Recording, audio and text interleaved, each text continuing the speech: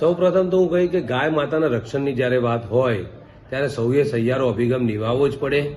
ગાય માતાના રક્ષણની વાત હોય, ઢોરવાડામાં અમારું પ્રતિનિધિમંડળ માનનીય વિરોધ પક્ષના નેતા શ્રી અમિતભાઈ ચાવડાની આગેવાનીમાં ગયું હતું. ગાય માતાની જે દયનીય હાલત છે ખરેખર જોઈ શકાય તેમ નથી. હૃદયદ્રાવક દ્રશ્યો અમને જોવા મળ્યા.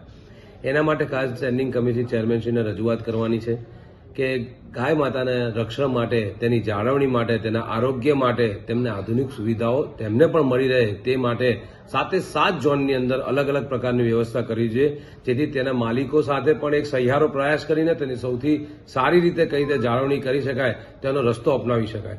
અને બીજી અગત્યની વાત કે માલધારીઓ આશરે 50 વર્ષ, 70 વર્ષ, 80 વર્ષથી પોતાની જગ્યા ઉપર રહેતા હોય, પરંતુ આપણા સમગ્ર અમદાવાદ શહેરની અંદર ઘણા ઝોન એવા છે અને ખાસ કરીને હું મધ્ય ઝોનની વાત કરીશ કે મોટાભાગની માલધારીઓની મિલકત જે હોય વર્ષોથી રહેતા હોય, દાયકાઓથી રહેતા હોય, પરંતુ તેમની પાસે રહેઠાણના પુરાવા હોય નહીં, વારસાઈ ના હોય, એવી પરિસ્થિતિ ઊભી થતી હોય. મ્યુનિસિપલ ટેક્સ બિલ હોય છતાં પણ દસ્તાવેજી ના હોય. ત્યારે જે લોકો પોતે આટલા વર્ષોથી રહેતા હોય તો તેમના ઢોરને પણ તેમને રક્ષણ આપવાની તથા તેમને યોગ્ય રીતે લાયસન્સ પણ રિન્યુ કરી આપવાની જવાબદારી પણ આપણા સૌની છે, કોર્પોરેશનની પણ છે.